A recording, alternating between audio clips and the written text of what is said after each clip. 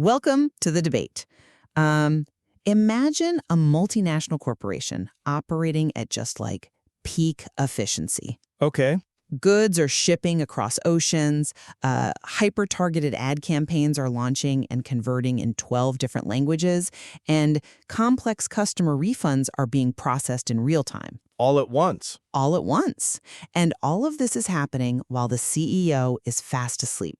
There isn't a single human employee on the payroll. It's a wild thought, right? But it's where we're heading. Exactly. We are increasingly looking at an ecosystem of 24/7 fully automated enterprise AI systems. They're orchestrating global supply chains, generating content relentlessly.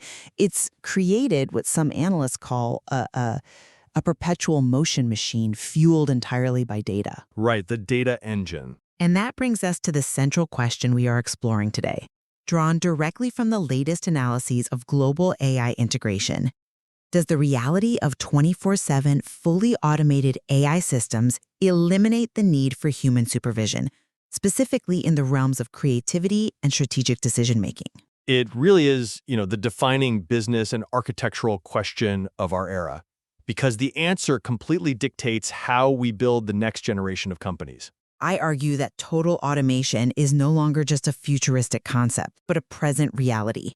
We've crossed a threshold where AI autonomously handles high-level strategic decisions and creative generation globally, without human intervention. And I argue that while AI is undoubtedly an unparalleled engine for scale, this illusion of total autonomy masks a fundamental truth. The ongoing necessity of human supervision remains absolute for true strategic problem-solving and creative architecture. Well, let's lay our cards on the table. When I look at the data from the source material, I see AI that has fundamentally moved beyond simple, repetitive execution. You mean like the basic chatbots? Right. We aren't just talking about chatbots answering FAQs anymore. We're talking about autonomous strategic decision-making. Look at algorithmic trading bots at firms like Renaissance Technologies. Okay, sure. These systems process petabytes of market data 24/7. And just to be clear on what that actually means, they aren't just following a static rulebook. No, they're highly dynamic. Exactly. They are executing complex trades in milliseconds across the New York Stock Exchange, the London Stock Exchange, and Tokyo.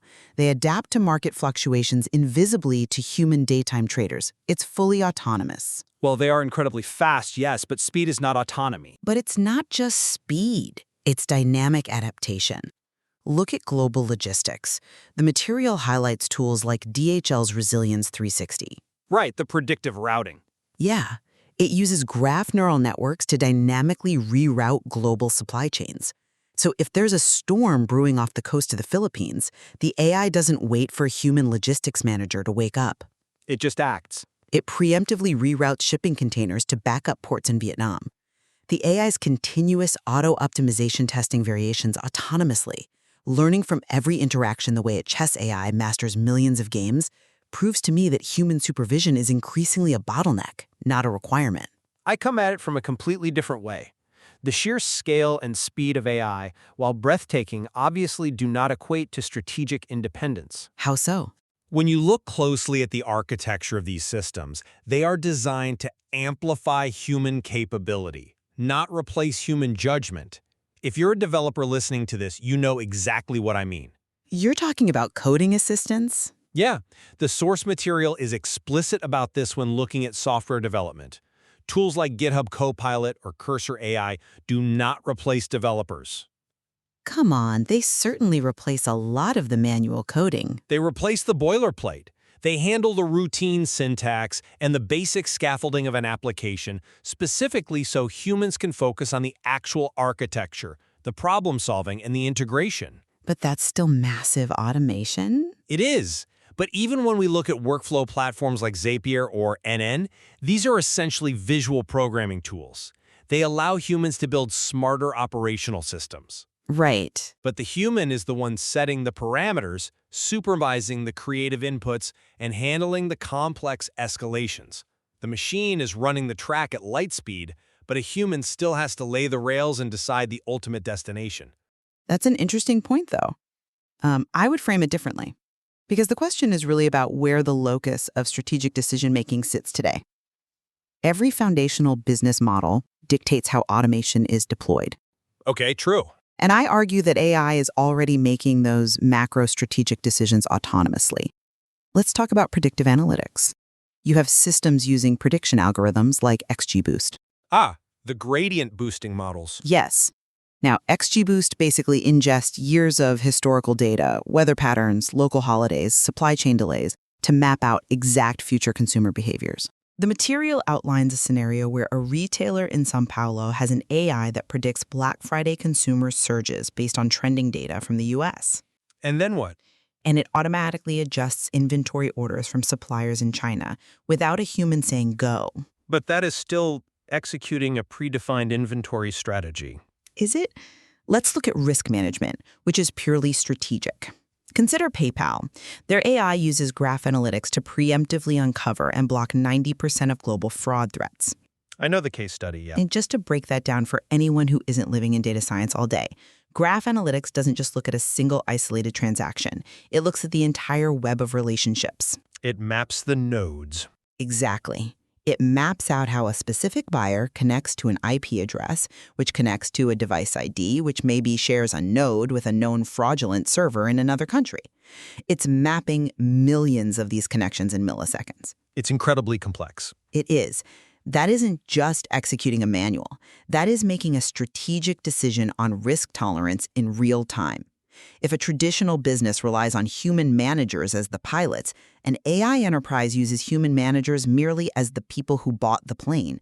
The AI is the autopilot, navigating global disruptions like COVID supply chains dynamically. I'm sorry, but I just don't buy that.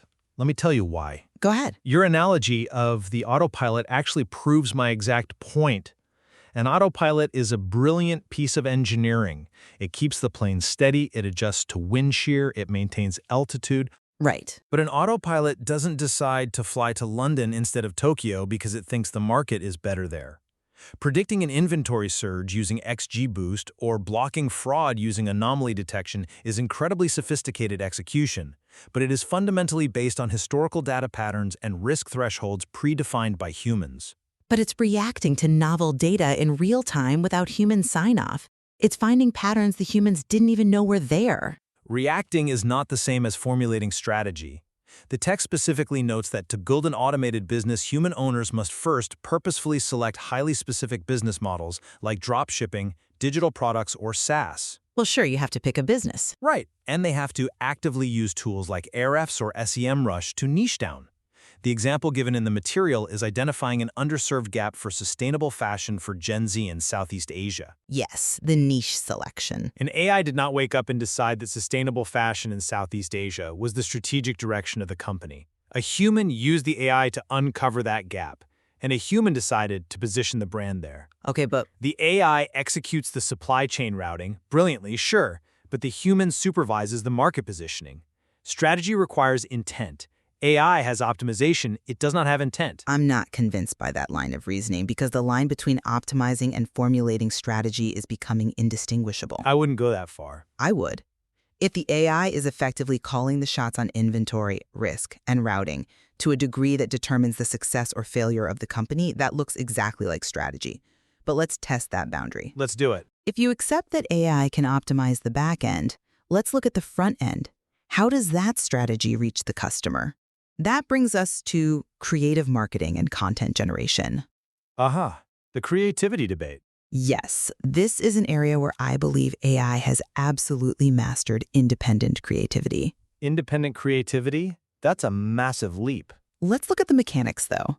We have generative tools right now, Midjourney, Stable Diffusion, Pencil, AdCreative.ai, that are creating culturally attuned ad copy and visuals without human editors. Generating? Sure. The source text gives a brilliant example of this. An Indian startup targeting global fitness enthusiasts uses generative AI to autonomously swap out Western phrases like gym grind for desi fitness vibes when expanding the campaign into the Middle East. Right, localization. It's doing this localization and creative iteration on its own. Furthermore, you have creators running Mr. Beast-style 24/7 A/B testing, where AI is iterating thousands of thumbnail variants to maximize global clicks. No human could supervise that volume of creative output. The AI is functioning as the creative director. The AI is a highly efficient variation engine, but calling it an independent creative director is ignoring how these models are actually built. How so? Yes, it can swap gym grind for a localized phrase, but how does it know what constitutes a good or bad output? It knows because it is explicitly guided by us. Well, the source material points directly to the fact that these generative models, whether they are producing blog posts, social media threads, or video assets, are guided by prompts that have been refined through reinforcement learning from human feedback, RLHF. Right, the training data. The human feedback part is literally baked into the acronym. I see why you think that, but let me give you a different perspective. Okay. Let's look at how these reinforcement loops function in practice, out in the wild. When you connect ad platforms like Facebook, Google, or TikTok to these AI engines, they employ reinforcement learning by testing thousands of variations and iteratively improving based on live click-through rates and conversions. They track the metrics, yes. Exactly. It's effectively teaching itself what is creative and engaging in real time based on market response. It doesn't need a human editor sitting in a boardroom to review the assets and say, this one is good, let's run with it. The algorithm does it. The market decides, the AI learns the pattern, and it pivots autonomously. The human is entirely removed from that creative validation loop. That's a compelling argument, but have you considered what RLHF actually is? Think of it like a border collie. A border collie? Yeah, the AI is the dog, infinitely energetic. It can run the field all day, rounding up millions of data points and generating thousands of thumbnail variations. But without the shepherd's whistle, the human feedback, it doesn't know where to put the sheep. So you're saying it lacks direction? It's just going to scatter them. Removed from the micro-validation loop of A/B testing? Perhaps. But human supervision is absolutely essential for the macro-creative architecture. Think about brand voice. Brand voice can be digitized. Can it be entirely unsupervised, though? Why are tools like Grammarly Geo and Writer.com so dominant in the enterprise market right now? Because they scale writing. The tech states they are utilized specifically to help teams keep brand voice consistent across channels. Brand voice is a nuanced, abstract concept. It's how a company makes a customer feel. That must be established and supervised by humans. I mean, for now, maybe. If AI were truly creatively autonomous, businesses wouldn't be investing millions in tools designed to rein the AI in and force it to adhere to a human-defined corporate identity. What you're describing with A/B testing thousands of thumbnails is derivative scale. Derivative? Yes, it is taking a human concept and mathematically searching for the most optimized version of it. That is productivity. That is not unsupervised originality. I have to push back there. If an AI creates a variation of a design using Stable Diffusion that a human never could have conceptualized, and that design drives a 40% jump in conversion rates, which the data shows is happening constantly, it feels purely academic to dismiss it as derivative. Well, it's mathematically derivative. To the market, to the consumer, it's original. But let's take this to its logical conclusion. Let's look at the complete operational loop. Okay. If strategy and creativity can be automated to the point where human intervention is functionally negligible, can the entire business engine truly run without humans stepping in? I look at the global dropshipping model highlighted in our data. Ah, the famous make money while you sleep architecture. Exactly. You have a setup where an entrepreneur is asleep in London. While they sleep, an AI algorithm spots a trending product on TikTok. Another AI autonomously routes the order to a global wholesaler in China. And then fulfillment. Another handles the currency conversion for a buyer in the Eurozone. And customer service? Chatbots powered by Dialogflow are translating Mandarin or Portuguese slang 24/7, answering product specs and processing refunds without missing a beat. It is impressive. This explicitly fulfills the promise of no human intervention required. The perpetual motion machine is real, and it is running right now. It sounds like a perfect closed loop, but those loops have leaks. And the material provides hard statistical limits that completely dismantle the zero-intervention dream. What limits?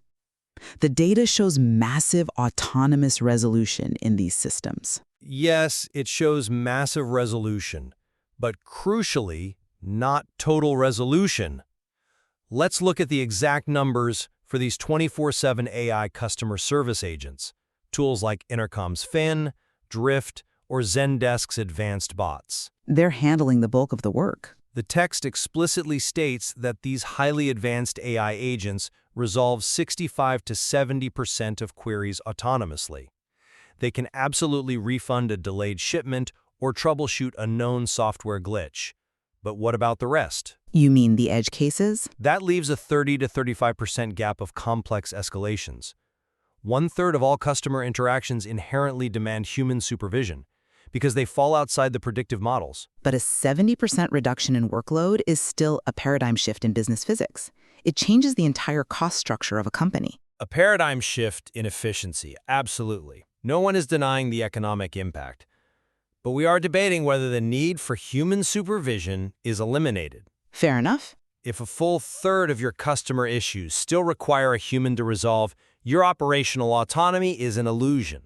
And it goes deeper than just customer service. Where else? We talked about coding earlier. Tools like Cursor AI assist developers. They speed up debugging. They drastically reduce friction. But the text is clear: software delivery speed determines competitiveness. Yet you still need human engineers to orchestrate the internal systems. Right. To put the pieces together. When a business uses Zapier to connect a CRM to an email sequence and trigger an internal alert, that is a human building a smarter system. If the fundamental architecture of your software and a full third of your operational edge cases require human intervention, then the perpetual motion machine is still plugged into a human socket. I'll admit, the 30% escalation rate is a concrete boundary right now. It shows that there is a threshold of complexity where vector databases and transformer models hit a wall. A very real wall. When we talk about transformer models, the architecture behind large language models, they are incredible at predicting the next most logical word or action based on vast context windows. But they struggle when the context is entirely unprecedented. Exactly. But let me ask you this. As these models train on that remaining 30% of escalations, won't that gap inevitably shrink to zero? We have systems using auto-scaling groups that dynamically spin up cloud resources the second a traffic spike hits. That's infrastructure, though. We have anomaly detection models scanning server logs to stop cyber threats from Eastern Europe at 2 a.m., acting faster than any human team could even open their laptops. It seems we are just waiting for the computing power to catch up to the edge cases. It's tempting to think of AI progression as a straight line toward 100% autonomy. But complexity isn't finite. As AI solves the baseline problems, businesses naturally push into more complex territories. The goalposts move. The baseline shifts, exactly. When you use AI to seamlessly translate localized marketing into Spanish for Latin America, you don't just solve a translation problem. You open up new cultural nuances, new competitive dynamics, and entirely new edge cases that require strategic human oversight. I see your point. The market rewards tools that save time and fit into existing workflows precisely because humans are still running those workflows. We are using AI to clear out the repetitive noise so we can focus entirely on the signal, the architecture, the strategy, the creative intent. That brings us to a really fascinating synthesis of our perspectives, actually. On one hand, I look at the data and see a newly realized world where AI's autonomous optimization is fundamentally altering the physics of business. It really is. We have systems operating continuously across time zones, deploying predictive analytics and generative creativity at a scale and speed that makes human intervention impossible in the micro moments. It is an autonomous execution engine that literally never sleeps. And on the other hand, I look at that exact same massive shift in operational scale and see the ultimate human amplifier. It is a high-powered execution engine, yes, but one that inherently requires human architectural strategy and creative supervision to point it in the right direction. Right. It doesn't operate in a vacuum. It operates within the guardrails of human intent. Where we undoubtedly converge is on the profound economic impact. AI fundamentally changes the economics of business by drastically reducing the time, cost, and effort required to produce work at scale. Totally agree. It turns enterprises into data-fueled global operations, where a small startup with the right AI architecture can genuinely compete with a massive enterprise behemoth. Absolutely. It's the democratization of scale. These tools aren't just experimental toys anymore.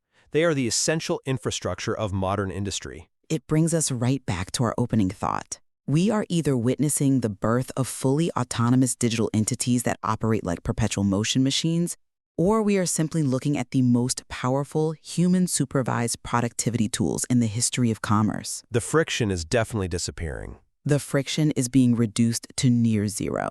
But perhaps the spark of motion still requires a human hand to guide it. There is so much more nuance to explore as the data on global AI integration continues to evolve. Thank you for joining us, and we will leave you to decide where the machine ends and the human begins.